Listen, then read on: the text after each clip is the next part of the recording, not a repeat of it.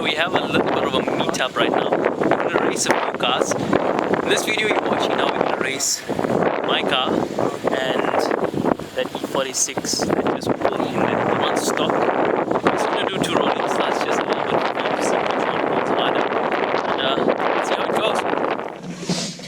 So hi everyone, I am going to be racing an E46 M3, a stock one.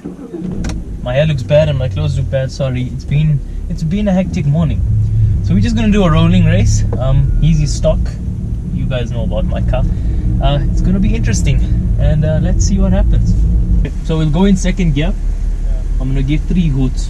On the third one, we go.